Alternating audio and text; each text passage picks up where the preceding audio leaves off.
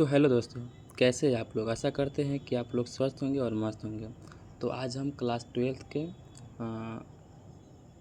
Part 2 एक दलीय प्रभुत्व के दौर यानी कि ये पार्ट के हम क्या करने जा रहे हैं, आज रिवीजन कराने चलते हैं। तो आमतौर पे ये पार्ट तो हम पढ़ा चुके हैं, तो चलिए अंत तक बने रहिए। पहला क्वेश्चन है भारतीय राष्ट्रीय कांग्रेस के बारे में, यानी कि इसका स्थापना कब हुआ, स्थापना कौन किया, कहाँ स्थापना हुआ, इसके बारे में पढ़ना है। सबसे पहले बात है कि स्थापना, इसका स्थापना पूछे, इसका स्थापना कब हुआ था तो याद कर लेंगे। इसका स्थापना 28 दिसंबर 1885 में हुआ था। कब हुआ था? 28 दिसंबर 1885 में हुआ था।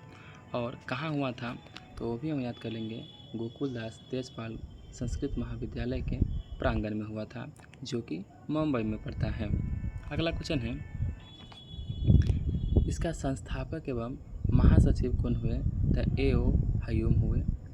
अगला क्वेश्चन है प्रथम अध्यक्ष, जब भारतीय राष्ट्रीय कांग्रेस की स्थापना हुआ तो प्रथम अध्यक्ष कौन बना एवं प्रथम मुस्लिम अध्यक्ष कौन बना।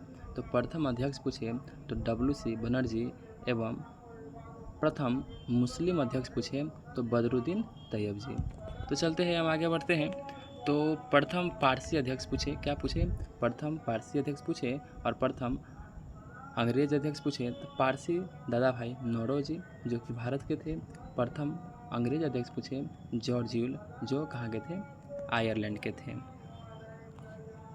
अगला क्वेश्चन पूछे कि प्रथम महिला अध्यक्ष, क्या पूछे? डायरेक्ट पूछे प्रथम भारतीय ना, डायरेक्ट पूछे कि प्रथम महिला अध्यक्ष कौन थी, एनी बेसेंट थी। एवं पूछे भारत की माने प्रथम भारतीय महिला पूछे तो सरोजनी नायडू। अगला क्वेश्चन है कि 1825 में कानपुर अधिवेशन में क्या क्या हुआ था, तो ये भी देख लेना है। स्वतंत्रता प्राप्ति के बाद प्रथम महिला अध्यक्ष इंदिरा गांधी 1959 दिल्ली विशेष अधिवेशन, यानी कि इंदिरा गांधी था इसका अध्यक्ष एक बार बना था। तो कब बना था? कानपुर अधिवेशन में बना था और इसके बाद बना था। अगला क्वेश्चन है, अगला है भारतीय राष्ट्रीय कांग्रेस। भारतीय राष्ट्रीय कांग्रेस का प्रथम अधिवेशन मुंबई में हुआ था और इसमें 72 प्रतिनिधित्व भाग लिए थे। इसी के ना दांडी यात्रा में 78 गो अनुयायी भाग लिए थे। उसी प्रकार इस राष्ट्रीय कांग्रेस में 72 गो क्या प्रतिनिधित्व भाग लिए थे, यानी 72 को लोग कथी किए थे? भाग लिए थे। अगला क्वेश्चन है कि स्वतंत्रता से पूर्व जो समय भारत आज़ाद न हुआ था वो इससे पहले कितना महिला अध्यक्ष बन चुकी थी? तो 3 गो बन चुकी थी। पहला में एनी बेसेंट, दूसरा में सरोजनी नायडू, तीसरा में नेली सेनगुप्त। एनी बेसेंट 1917 में, सरोजनी नायडू 1925 में और नेली सेनगुप्ता 1933 में। अगला क्वेश्चन है लोकतांत्रिक या प्रजातंत्र। तो लोकतंत्र यानी कि जनता, प्रजातंत्र कहे का मतलब शासक, दोनों को मिला के ग्रीक वर्ड बनता है। चलिए आगे चलते हैं लोकतंत्र के बारे में। कहे लोकतंत्र किसे कहेंगे? तो जनता का शासन ही लोकतंत्र कहलाता है। लेकिन चलिए हम देख लेते हैं ऐसी शासन व्यवस्था जिसमें संपूर्ण शासन के केंद्र बिंदु जनता हो एवं वहाँ के शासक स्वयं जनता या उसके प्रतिनिधित्व द्वारा चला जाता है, उसे हम लोकतंत्र कहते हैं। मान लीजिए जनता के द्वारा जब सरकार चुने जाए उस समय हम लोकतंत्र कहेंगे। और राजतंत्र था कि राजा का बेटा ही क्या बनेगा? राजा बनेगा। वो क्या था? राजतंत्र था।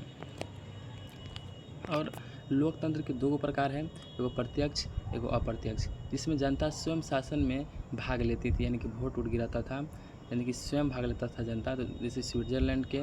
और अप्रत्यक्ष में पूछे अप्रत्यक्ष लोकतंत्र में कौन था? जैसे कि अपन भारत अमेरिका सब चलाता है।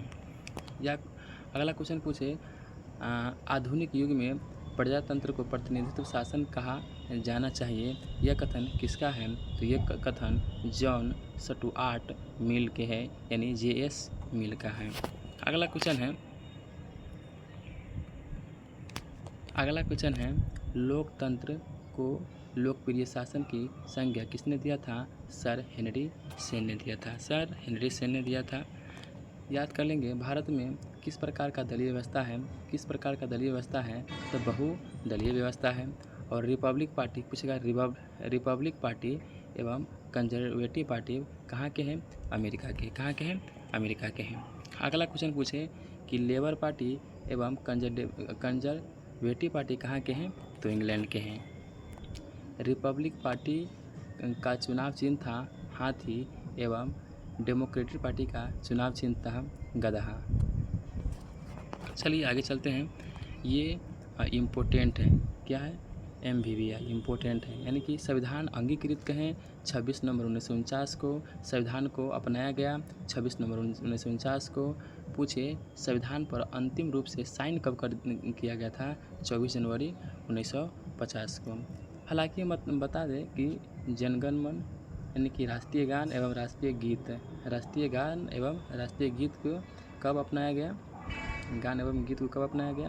तो याद कर लेंगे 24 जनवरी 1950। अगला है संविधान पूर्ण रूप से कब लागू हुआ? तब हम याद कर लेंगे 24 जनवरी 1950। या चुनाव आयोग का गठन कब हुआ था? चुनाव आयोग का गठन कब हुआ था? तो हम याद कर लेंगे 25 जनवरी 1950। इसीलिए हम 25 जनवरी को हम क्या मनाते हैं? राष्ट्रीय मतदाता दिवस। और जो जिस समय चुनाव आयोग का गठन हुआ था उस समय अध्यक्ष कौन था? सुकुमार सेन था। चुनाव आयोग का अध्यक्ष कौन था? सुकुमार सेन था। पूछे भारत में आम चुनाव और राष्ट्रपति का विधिवत चुनाव कब हुआ था? 1952 में हुआ था। अगला क्वेश्चन है लोकसभा का गठन और राज्यसभा का गठन कब हुआ था? 1952 में हुआ था।